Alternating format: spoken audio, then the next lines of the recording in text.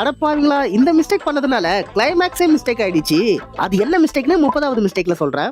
கருப்பு படத்துல logic mistake, making மிஸ்டேக்னு 61 mistakes இந்த வீடியோல பார்க்க போறோம். வெட்டப்பட்ட காருங்க த்ரிஷாவை நோக்கி வரும்போது த்ரிஷாக்கு பின்னாடி காரு இல்ல. ஆனா வேற ஒரு ஆங்கிள் காட்டும்போது அவங்களுக்கு பின்னாடி தான் கார் இருக்கு. அப்ப முன்னாடி கார் எங்க போச்சு? அடப்பாவீங்களா, என்னடா இது, சிங்கத்தை அசிங்கப்படுத்தி வச்சிருக்காங்க. இந்த ஷாட்ல சண்டை போடும்போது அவர் உடம்புக்கும் அவர் தலைக்கும் சம்பந்தமே கிடையாது, தனியா எடுத்து ஒட்ட வச்சிருக்காங்கன்னு நல்லா கிளியரா தெரியுது. அந்த வீடியோவில் அந்த ஆங்கிளை அனலைஸ் பண்ணி பார்க்கும்போது மன்சூர் அலிகான் அந்த எல்லையை தாண்டவே இல்லை.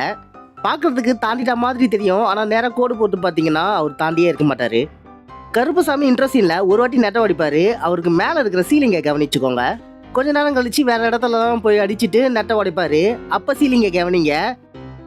2 வாட்டி நெட்டை உடைக்கும் போதும் ஒரே இடத்துல தான் நிற்க வச்சு எடுத்திருக்காங்க. இவரோட சட்டையில ஷோல்டர் வரைக்கும் கவனிங்க, மிளகாத்தூள் கொட்டியிருக்கு இல்ல. ஆனா இதுக்கு அடுத்து வேற ஆங்கிள் காட்டும் போது ஷோல்டர் வரைக்கும் கொட்டியிருக்கோம் மிளகாத்தூள். சூர்யா சார், மிளகாத்தூள்லாம் கொட்டியிருக்கீங்களே, நெடி அடிக்கல?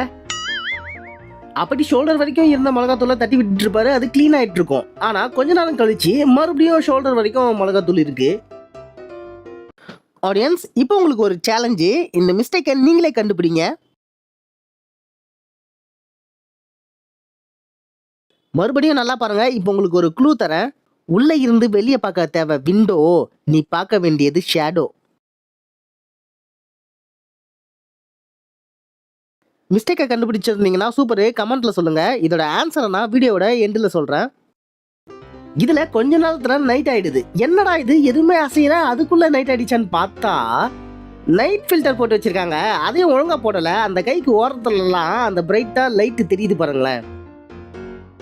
கிளைமேக்ஸ்ல இவர் கையில போட்டிருக்கிற அந்த யூகேஜி மோதிரம் இருக்குல்ல, அது எப்படி இருக்குன்னு பாருங்க. கொஞ்சம் செகண்ட்ல அது தலைகீழா இருக்க போகுது. இந்த பாருங்க, அடுத்த ஷாட்ல மங்களா தான் இருக்கும், ஆனா நல்லா கவனிச்சு பாத்தீங்கன்னா தலைகீழா இருக்கும். 2 ஷாட்ல எடுத்ததும் ஒன்னா காட்டுறேன், நீங்களே டிஃபரன்ஸ் பாருங்க.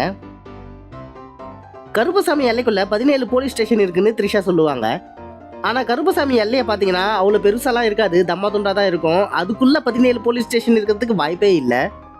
த்ரிஷா 10 நாள்ல 4000 கேஸ் முடிஞ்சிருச்சுன்னு சொல்லுவாங்க.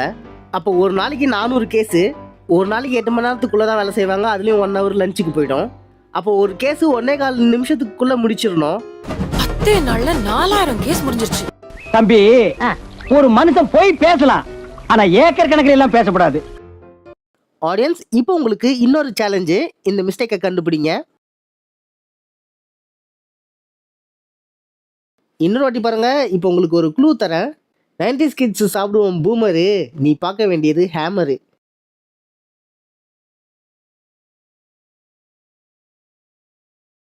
மிஸ்டேக்கை கண்டுபிடிச்சவங்க கமெண்ட்ல சொல்லுங்க. இதோட ஆன்சர் தான் அப்புறமா சொல்றேன். கருப்புசாமி தான் எல்லைக்குள்ள எந்த ஒரு தப்பு நடக்கக்கூடாதுன்ட்டு மேஜிக் பண்ணுவாரு. ஆனா வில்லன் ஆர்ஜே பாலாஜியோட ஆளுங்க கோர்ட்டுக்குள்ள வந்து கலவரம் பண்ணுவாங்க, அடிப்பாங்க, உடைப்பாங்க.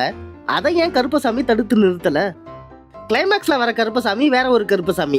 அப்ப படம் ஃபுல்லா வர கருப்புசாமியும் கிளைமேக்ஸ்ல வர கருப்புசாமியும் சூர்யா மாதிரி இருக்காங்க. வேற வேற முகத்தோட தானே இருந்திருக்கணும்.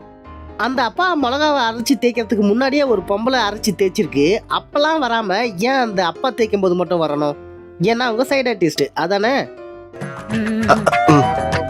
கோர்ட்ல படிக்கிறது வீக்கா இருந்தா மக்களுக்கு ஆபத்துன்னு கண்டிப்பா அதை சரி பண்ணிடுவாங்க. ஆனா இதுல பண்ணாத மாதிரி காட்டுறாங்க. இந்த ஆயா குசும்பு பிடிச்ச ஆயாங்க. அது எப்படி அந்த பொண்ணு உட்கார்ற இடமா தேடி பார்த்து வராங்க? வேற எங்கேயுமே இடமே கிடைக்காது அவங்களுக்கு. என்ன இடம் இஷ்டத்துக்கு வருவ இடம் கொடுப்பாங்களா? இல்லடா இல்லடா, உனக்கு இடம் இல்லடா. அந்த பொண்ணு உட்கார்ந்துட்டு இருக்கும் போதெல்லாம் அந்த ஆயாவை காட்டுறாங்க. ஏன் அந்த பொண்ணுக்கு ஹியரிங் இருக்கும்போது தான் இந்த ஆயாவுக்கும் இருக்குமா? இது பாருங்க, இவருக்கு வித்தியாசமான நோயா இருக்கு. இவர் இறந்துட்டாங்கன்னு தப்பா சொன்னதுனால அவரோட பேரே மறந்து போச்சான். ஐயோ, என்னையா லாஜிக் இது? என் பேர் சண்முகம் அப்படின்னு சொன்னா சண்முகம்னு கூப்பிட போறாங்க, அவ்வளவுதானே. இதுல எதுக்கு பேரை மறக்கணும்? இது என்னடா கருப்புசாமிக்கு வந்த சோதனை? கருப்புசாமி மெயினா வந்ததே வில்லன் ஆர்ஜே பாலாஜியை கொல்றதுக்கு தான். ஆனா அவரை கொல்லாம சுத்தி இருக்கிறவங்க எல்லாம் கொண்டு இவர்கிட்ட வந்து பேச்சுவார்த்தை நடத்திட்டு இருக்காரு. அப்ப கூட இருந்தவங்க மட்டும் ஏன் சாகணும்? என்னடா இழிச்சவாய பாருங்க. ஆர்ஜே பாலாஜி கண்ணுல அப்பா பொண்ணுக்கு பண்ண தப்ப மட்டும் காட்டுறாரு. அந்த அப்பாக்கும் முன்னாடி ஒருத்தங்க மிளகா அரைச்சி வேண்டி இருப்பாங்க, அதையும் காட்டல. அதுக்கு முன்னாடி நிறைய பேர் வேண்டி இருப்பாங்க, அதையும் ஏன் காட்டல? ஆடியன்ஸ், இப்போ உங்களுக்கு இன்னொரு சேலஞ்சு, இந்த மிஸ்டேக்கை கண்டுபிடிங்க. இன்னொரு வாட்டி பாருங்க. இப்போ நான் உங்களுக்கு ஒரு க்ளூ தரேன். தலையில கட்டுவாங்க பேண்டு, நீ பார்க்க வேண்டியது ஹேண்டு. மிஸ்டேக்கை கண்டுபிடிச்சா கமெண்ட்ல சொல்லுங்க, ஆன்சர் நான் அப்புறமா சொல்றேன். ஆமா, ஆர்ஜே பாலாஜி கோர்ட் ப்ரொசீஜரை வளைக்கிறது மக்களுக்கு நல்லது பண்ணவா இல்ல அவங்களுக்கு துரோகம் பண்ணவா? துரோகம் பண்றதுக்கு தானே. இது கருப்பசாமிக்கு தெரியாதா? அப்பயே அவரை போட்டு தள்ளியிருக்கலாம்ல. அதை விட்டு சவாலை விட்டுப்புட்டு பொண்ணை கொண்டு போட்டாரு. சரி, தப்பு பண்ண ஆர்ஜே பாலாஜியோட பேச்சை மட்டும் இவர் கேட்டு நடக்கிறாருன்னா அப்ப அதுக்கு முன்னாடி அவர் கூட இருந்தவங்கள ஏன் கொன்னாரு? அவங்கள கொல்றதுக்கு முன்னாடியே இவர் கேட்டிருக்கணும்ல. கருப்பசாமி கடவுளை வச்சு காமெடி பண்ணியிருக்காங்க. காலையில ஜட்ஜி வராரு. முதல் கேஸா அப்பா பொண்ணு கேஸ் வருது. அந்த ஹியரிங் ஒழுங்காவே முடியல, கொஞ்ச நேரம் தான் ஆகியிருக்கும். ஆனா அதுக்குள்ள அர்ஜென்ட் ஃபார் பிரேக்னு போயிட்டாரு. கோர்ட்டுக்குள்ள கார் வெடிக்குது. ஆனா அதை யாருமே எதுவுமே கண்டுக்கல. கோர்ட்டுக்குள்ள இது மாதிரி நடக்கிறதுலாம் சும்மா கிடையாது. போலீஸ், சென்ட்ரல் ஃபோர்ஸஸ்லாம் வந்து பார்ப்பாங்க. ஆர்ஜே பாலாஜி மட்டும் தனி உலகத்துல இருக்கிறாரு போல. அது என்ன கோர்ட்டா இல்ல ஃப்ரீ ஃபயர் கேமா பம் போட்டு விளையாடுறதுக்கு? கருப்பசாமியோட பவரை யூஸ் பண்ணி த்ரிஷா 2 பெட்டிஷனை கிழிப்பாங்க. ஆக்சுவலா அந்த கோர்ட்ல கருப்பசாமியை தவிர 3 பெட்டிஷனர்ஸ் இருந்தாங்க. அதுல இவங்க 2 பேப்பர் தான் கிழிச்சு போட்டாங்க. அப்ப இன்னொருத்தர் இருப்பார்ல, அவரு வந்து டிஸ்டர்ப் பண்ணுவாரே. அட பாருங்களா, பேப்பரை கிழிக்கிறதுக்கு பவர் யூஸ் பண்றாரு. அந்த பவரை பொண்ணை காப்பாத்துறதுக்கு யூஸ் பண்ணிருக்கலாம்ல. கடவுளுக்கு ஒரு பேசிக் அறிவு கூட இல்லாத மாதிரி காட்டியிருக்காங்க. இதுல ஏஐ ஜெனரேட்டட் ஃபேக் ஆடியோவை கோர்ட்ல எவிடன்ஸா எடுத்துக்கிறாங்க. டிஜிட்டல் எவிடன்ஸை ஃபாரன்சிக்ல செக் பண்ணுவாங்க. அப்படி செக் பண்ணா கண்டிப்பா இது ஏஐன்னு தெரிஞ்சிடும். ஜென்ரலா சாதாரண ஆளுங்க கூட ஏஐன்னு சொல்லுவாங்க. ஆனா அந்த ஆடியோவை கேட்டு த்ரிஷா கூட கம்முன்னு ஆயிடுறாங்க. ஆடியன்ஸ் இன்ட்ரோவில் சொன்ன 30வது மிஸ்டேக்கு படத்தில் வர கிளைமேக்ஸ் கான்செப்டே இதை பேஸ் பண்ணி தான் இருக்கும். ஆனால் இதுலேயே மிஸ்டேக் பண்ணியிருப்பாங்க. கடவுள் கருப்பசாமிக்கு அவர் எல்லையை விட்டு தாண்டிட்டா அவருக்கு பவர் இல்லாத மாதிரி காட்டுறாங்க. அப்போ அவர் அந்த இடத்துல கொலை பண்ணிட்டா அவ்வளோதானா? சாமியே இல்லையா? ஏன்பா அவர் தான்ப்பா பவரு. அவர் எங்கே இருக்காரோ அதான் எல்லை. இடத்துனால அவருக்கு பவர் இல்லை, அவர் தான் பவரே. கண்டென்ட் கிடைக்காம கருப்பசாமியை கூட்டிட்டு வந்து கலாச்சி விட்டுருக்கிறாரு ஆர்ஜே பாலாஜி. ஆடியன்ஸ் ஒரே ஒரு சின்ன மிஸ்டேக் தான். அதை மட்டும் பண்ணாம இருந்திருந்தாங்கன்னா கருப்பசாமியும் வந்திருக்க மாட்டாரு, இந்த படமும் வந்திருக்காது. அது என்ன மிஸ்டேக்னு 61வது மிஸ்டேக்ல சொல்லியிருக்கேன். மினிஸ்டர் ரெக்கமெண்டேஷன்ல ஜட்ஜ் ஆன மாதிரி காட்டுறாங்க. அதுக்கெல்லாம் சான்ஸே கிடையாது. ஜட்ஜ் அப்பாயின்மெண்ட் பண்றதுக்குன்னு தனியா அதுக்குன்னு ஜுடிஷியல் சிஸ்டம் இருக்கு. லியோ ரெஃபரன்ஸ்ல இப்படி ஒரு மிஸ்டேக் பண்ணி வச்சிருக்காங்க. அந்த பொண்ணு அவ்வளவு நேரமா அந்த ஃபேக் விஜயை கூப்பிட்டு இருக்கோம். ஆனா அவரு கண்டுக்காத மாதிரியே பின்னாடி திரும்பி இருப்பாரு. நல்லவனை பார்த்தா சிரிச்சுக்க, சரியில்லாதவனை பார்த்தா விளைவிக்க, நமக்கு இதுக்குடா வம்பு. அதே லியோ ரெஃபரன்ஸ்ல இன்னொரு மிஸ்டேக் இருக்கு. கருப்பசாமி மந்திரத்துல யாருன்னே தெரியாத ஒருத்தன் கூட நல்ல கையை பிடிச்சி விளையாடிக்கிட்டு இருக்கு. இது அந்த பொண்ணோட புருஷனுக்கு தெரியுமா? அவன் மட்டும் என் கல்ல மாட்ட வெட்டாம விட மாட்டேன். ஒரு ஜட்ஜி அன்யூஷுவலா இறக்குறாருன்னா அவர் எப்ப இருந்தாரு, எப்படி இருந்தாரு, எல்லாத்தையும் போஸ்ட்மார்ட்டம் எல்லாம் பண்ணி பார்ப்பாங்கல்ல, அப்ப தெரிஞ்சிடும்ல. ஆனா இதுல ஆர்ஜே பாலாஜி மாட்டவே இல்லை. கிளைமேக்ஸ்ல ஆர்ஜே பாலாஜி கோர்ட்டுக்குள்ள வந்து ரவுடிசம் பண்ணிட்டு இருப்பாரு. ஏன் அந்த கருப்பசாமி தான் வந்து கேட்கணுமா? போலீஸ்லாம் இருக்க மாட்டாங்களா? ஜட்ஜ் எல்லாம் இருக்காங்க, அப்போ போலீஸ்லாம் எங்க போனாங்க?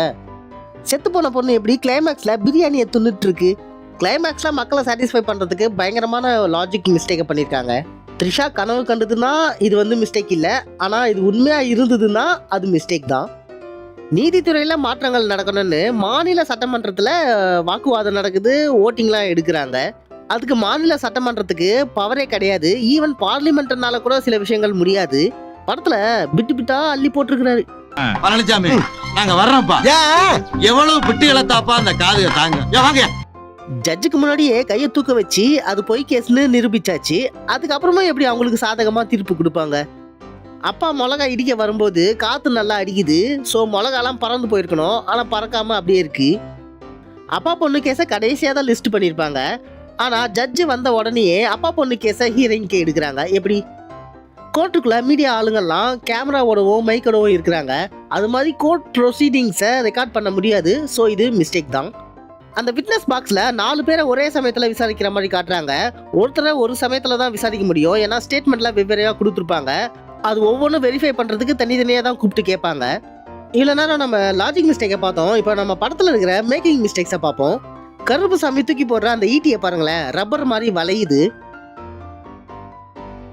இந்த ஷாட்ல அந்த ஈட்டியை லெஃப்ட் கையில இருந்து கீழே போட்டு ரைட் கையில பிடிக்கிறாரு. ஆனா அடுத்த ஷாட்ல வேற ஆங்கிள் காட்டும் போது லெஃப்ட் கையில இருந்து டைரக்டா ரைட் கையில பிடிப்பாரு. அப்பா விழுற இந்த இடம் ஜல்லிக்கல்லே கிடையாது, அது ஸ்பாஞ்சு தான்னு நல்லா கிளியரா தெரியும். அந்த இடத்த பார்த்தாலே தனியா தெரியும் நமக்கு. அந்த கல்லு கூட இவர் தொடாமையே பறந்து போகுது பாருங்க. இந்த இடத்துல பாருங்களேன், கல் எதுவும் இல்ல, ஆனா ஜல்லிக்கல் சடனா அப்பியர் ஆகுது. அது எப்படி இந்த இடத்துல இருக்கும்போது மறைஞ்சிருக்கு? இந்த பேய் கேரக்டரு கரெக்டா கீழே இருந்து அவர் முகத்தை காட்டும் போதுதான் அவர் நடிக்க ஆரம்பிப்பாரு.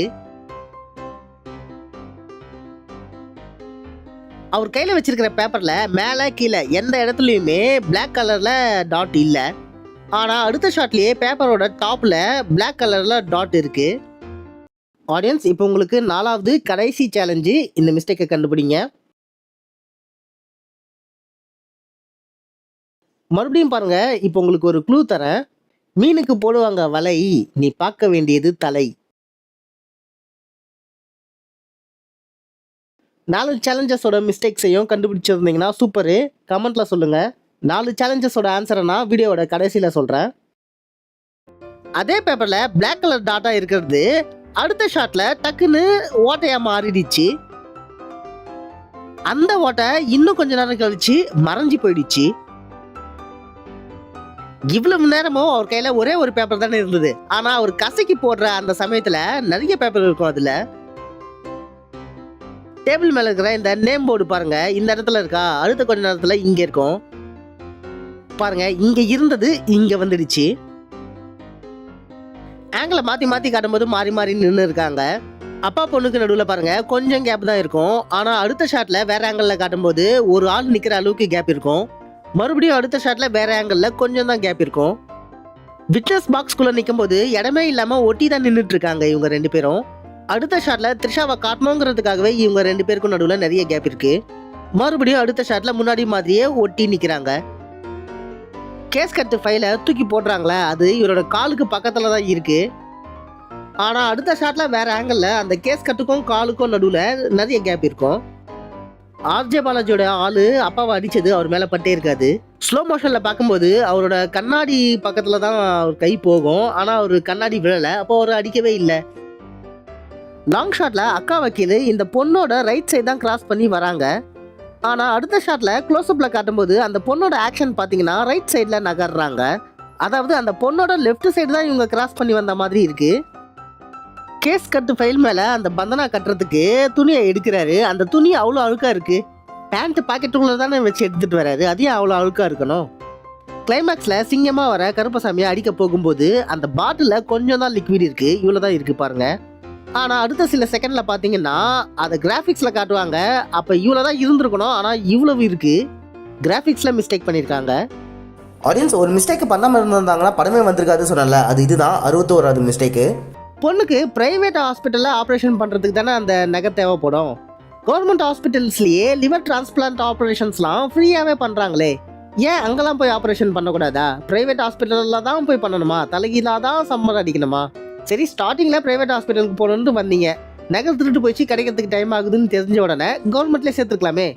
அட்லீஸ்ட் பொண்ணாவது உயிரோட இருந்திருக்கும்ல. நான் என்ன நினைக்கிறேன்னா, அந்த பொண்ணுக்கு உடம்பு சரியில்லைன்னு அனுதாபத்தை காட்டி அந்த நகையை வாங்கிடணும் அப்படின்ட்டு அப்பா நினைச்சாருன்னு நினைக்கிறேன். நீ என்ன நினைக்கிறது? அதை நினைக்கலாம் பொண்டாடி பிள்ளை பத்தி என்னமோ நினைக்கிறேன். ஆடியன்ஸ், இப்போ நாம சேலஞ்சஸோட ஆன்சரை பார்த்துடலாம். ஃபர்ஸ்ட் சேலஞ்சுக்கான ஆன்சரு விண்டோ ஷேடோ. ஆட்டோ அந்த வழியில நின்றுட்டு இருக்குல்ல, அதோட நிழல் எங்க விழுதுன்னு பாருங்களேன். இந்த ஷாட்ல ரோட்ல விழாம அதுக்கு ஆப்போசிட்ல தான் விழுந்திருக்கு. ஆனா அடுத்த ஷாட்ல ஆங்கிளை மாத்தி காட்டும் போது ரோட்லயே விழுந்திருக்கு. 2வது சேலஞ்சுக்கான ஆன்சரு பூமரு ஹேமரு. அந்த ஹேமர் இருக்குல்ல, அதுக்கு பக்கத்துல என்ன பொருள் இருக்கு பாருங்களேன். அடுத்த ஷாட்ல வேற ஆங்கிள் இந்த பொருள் முன்னாடி இருக்காது. 3வது சேலஞ்சுக்கான ஆன்சரு பேண்டு ஹேண்டு. இவங்க பேசிட்டு இருக்கும்போது அவங்க கையை கவனிங்க. இந்த ஷாட்ல அவங்க கையை தொங்க போட்டுருக்காங்க. ஆனா அடுத்த ஷாட்ல சடனா அவங்க கை தூக்கி வச்சுக்கிட்டு பேசிட்டு இருக்காங்க. 4வது சேலஞ்சுக்கான ஆன்சரு வலை தலை. இவங்க பின்னாடி திரும்பி பார்க்கும்போது பாருங்க, லெஃப்ட் சைடு திரும்பி பார்க்கறாங்களா? ஆனா அடுத்த ஷாட்ல க்ளோஸ்அப்ல காட்டும்போது ரைட் சைட்ல இருந்து தலையை திருப்புவாங்க. அப்பா, 61 மிஸ்டேக்கை பார்த்துருக்கீங்க. சூப்பருங்க. நீங்க கமெண்ட்ல காட்னு டைப் பண்ணுங்க. நீங்க யாருன்னு நானும் தெரிஞ்சுக்கிறேன்.